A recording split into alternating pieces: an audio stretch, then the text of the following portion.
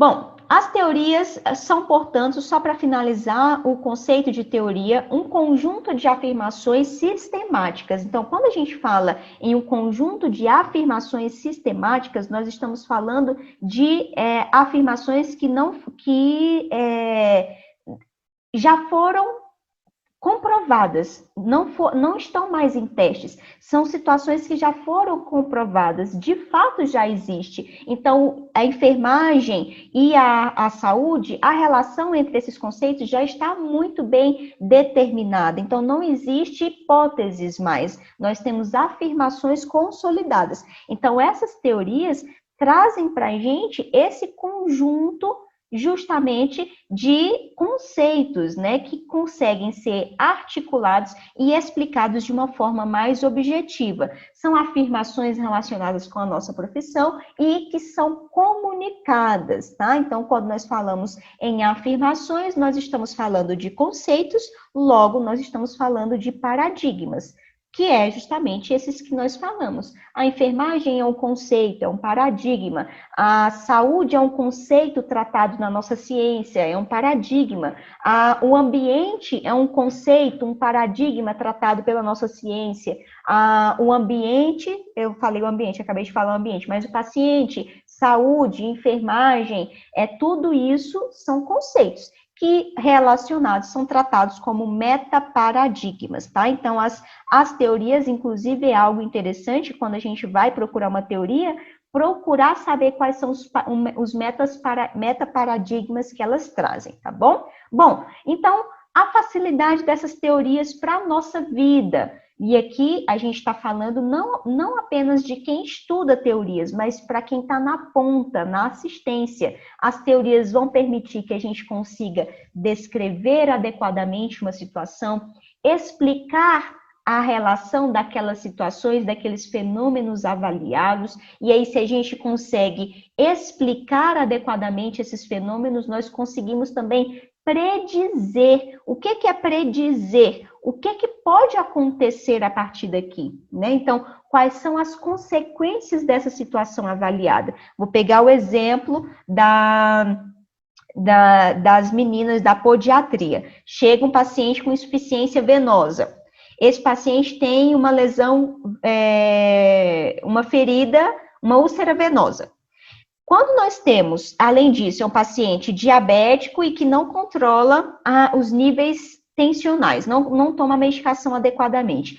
Quando nós temos uma teoria que a gente consegue avaliar tudo isso, a necessidade desse paciente é desenvolver atividades de autocuidado, se responsabilizar pelo seu cuidado, nós vamos conseguir, a partir daquela avaliação, predizer o que pode acontecer diante do que você levantou. Esse paciente não está aderindo ao seu tratamento, nem medicamentoso em relação à hipertensão, nem o tratamento em relação à lesão que foi avaliada. Você consegue predizer, essa lesão pode aumentar em 3 dias, essa lesão pode tornar-se mais profunda, esse paciente tem um risco de contaminação porque o ambiente que ele mora não é favorável para diminuir o risco de contaminação e posteriormente infecção. Então, nós estamos predizendo o que pode acontecer. Um outro exemplo que, dentro desse contexto de predizer o que pode acontecer, um paciente para a gente que chega com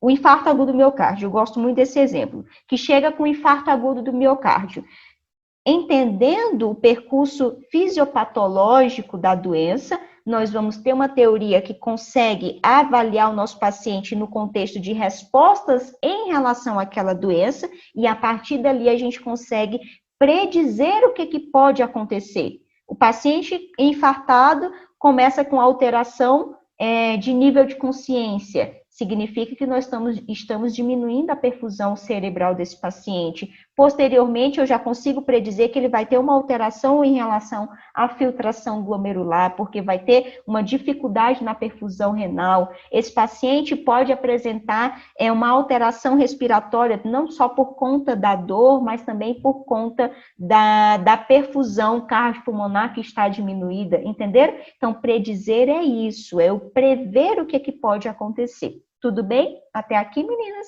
Dúvidas? Letícia, Deise, Estela, Gleice, Dúvidas até aqui?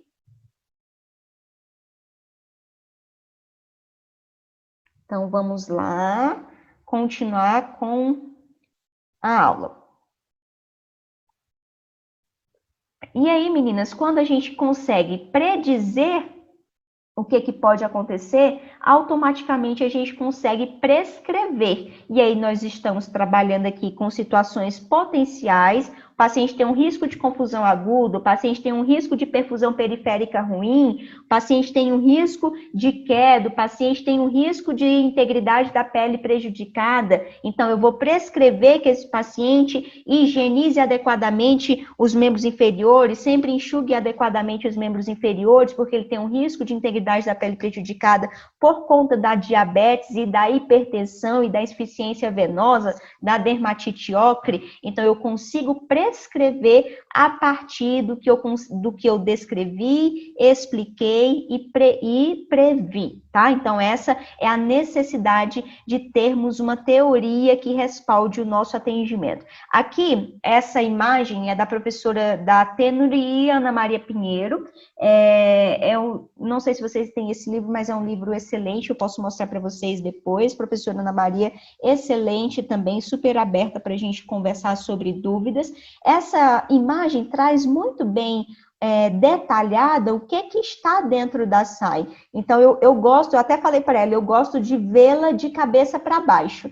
SAI como topo e todo esse contexto aqui sendo abordado pela SAI. Então, SAI são rotinas, as teorias, as normas, os protocolos, mas vejam, ó, que as teorias estão aqui no topo do contexto da SAI. Eu não consigo realizar nada adequadamente no contexto de SAI se eu não tiver uma base teórica muito bem consistente. Então, a teoria de enfermagem é a primeira situação que a gente tem que resolver, tá? É saber qual vai ser a teoria que vai nortear o nosso cuidado e a nossa avaliação. Nós temos uma resolução, vejam que é extremamente nova, é a 358 de 2009. Na resolução 358 de 2009, fala que nós temos que necessariamente aplicar o processo de enfermagem e a sistematização da assistência de enfermagem. Aplicar onde? Todo o contexto que houver o cuidado da enfermagem. Consultório, tem cuidado de enfermagem? Tem que haver SAI, processo de enfermagem. Lá na hemodinâmica, tem cuidado de enfermagem? Tem que haver SAI, processo de enfermagem. Lá no meu contexto de captação de órgãos, tem cuidado de enfermagem? Tem que haver sistematização da assistência de enfermagem e processo de enfermagem. Então, onde houver enfermeiro, onde houver técnico, necessariamente tem que haver um enfermeiro, porque o técnico tem que ser supervisionado pelo enfermeiro. E se tem o técnico e tem o enfermeiro, se tem a equipe de enfermagem, tem que haver a sistematização e o processo sendo aplicado, tá? Tudo bem até aqui? Além disso, observem que nós temos aqui uma resolução muito nova, que é de 2009. Eu me formei em 2010, eu não vi processo de enfermagem na faculdade, não vi de forma alguma. Eu vim aprender processo de enfermagem, me expor ao processo de enfermagem na residência, a partir de me formei em 2011, em 2012 eu entrei na residência e foi a partir dali que eu consegui me expor e começar a estudar. Mas até então, eu não aprendi processo de enfermagem, nem sistematização da assistência de enfermagem. Até porque é relativamente novo, né? 2009, nós temos aí quantos anos? 2010, 12 anos, 11 anos? 12 anos de lá para cá, né? Vai fazer 12 anos. Então, é realmente algo novo. Mas novo em relação à sua obrigatoriedade, porque antes disso, nós necessariamente já realizávamos assistência com base no processo. Por quê? Nós temos que avaliar o nosso paciente, nós temos que, além de avaliar o nosso paciente, ver qual é a necessidade desse paciente, se é uma etapa de diagnóstico, nós temos que ver quais são as intervenções que se encaixam naquela necessidade e realizar, de fato, esses cuidados prescritos. Então, nós já fazíamos isso. Nós só tivemos uma formalização em relação a essas etapas, uma descrição melhor do que é realmente o contexto de atendimento. Aqui eu trouxe para vocês verem, deixa eu diminuir o zoom, colocar um zoom menor, trouxe para que vocês pudessem ver quais são os nossos conceitos nucleares. Isso aqui é o que está dentro do nosso contexto de atendimento e desenvolvimento da ciência, tá? A enfermagem é um paradigma, é um conceito nuclear, o paciente, a saúde e o ambiente. E aí, quando nós temos a junção de todos esses conceitos aqui, aí nós teremos os metaparadigmas e a explicação. Quando a enfermagem e a saúde se relacionam, quando a enfermagem e paciente se relacionam, enfermagem, ambiente, saúde, ou todos, tá? E aí nós podemos ter agregados aqui outros conceitos bem subjetivos que podem estar também contribuindo com o nosso atendimento, tá?